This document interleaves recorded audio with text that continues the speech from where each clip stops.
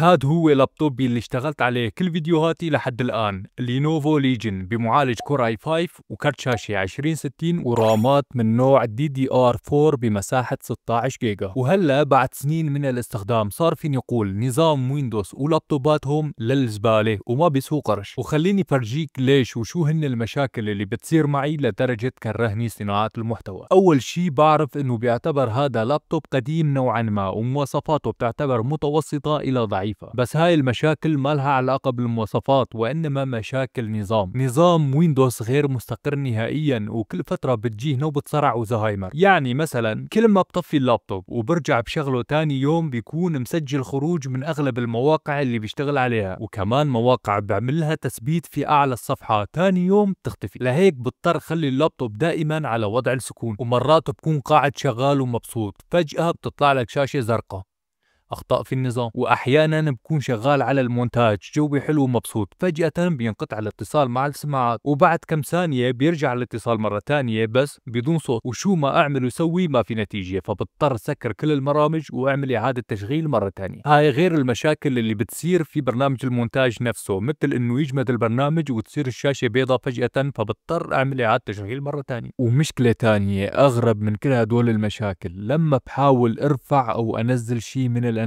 وبرنامج المونتاج مفتوح بيتضاعف وقت التنزيل او التحميل 10 الى 20 ضعف، ونفس الفيديو لما برفعه الى يوتيوب وبرنامج المونتاج مسكر بياخد تقريبا 10 الى 20 ثانية فقط. لهيك اذا سرعة التحميل للانترنت بطيئة جدا عندك سكر برنامج المونتاج وحاول مرة ثانية. هاي المشكلة اللي عانيت منها كثير وكنت مفكر انه المشكلة هي بسرعة الانترنت، وهذا غير الوزن الثقيل وازعاج المراوح. ولا تفكر اني بعمل عليه مشاريع كبيرة او فيديوهات طويلة، ابدا اطول فيديو عملته كان مدته 2.5 دقائق. والاهم من كل هذا الحكي يا أخي لابتوبات الشغالة بنظام ويندوز منافية ومناقضة لفكرة اللابتوب، الجهاز المحمول المتنقل. يعني هذا لابتوب وفكرة اللابتوب انك تقدر تتنقل فيه وتشتغل عليه بعيدا عن البيت ومصدر الطاقة، ولكن اذا فصلت الشاحن عن اللابتوب بيكون سوبر لابتوب اذا قدر يضل شغال لمدة ساعة واحدة، ومو بس هيك بيكون شغال بنصف او حتى بربع امكانياته. طيب بهاي الحالة شو اختلف عن البي سي؟ وين ضلت فكرة اللابتوب اذا ما كنت قدران ابعد عن مصدر الطاقة؟ يعني صار جهاز ثابت مثله مثل البي سي. فيا ترى الترقية اللي راح اعملها لللابتوب ممكن تحل لي كل هدول المشاكل؟ ولهاي الاسباب على الاغلب لابتوبي القادم راح يكون من ابل، وبظن انه اغلبكم راح يوافقني الرأي.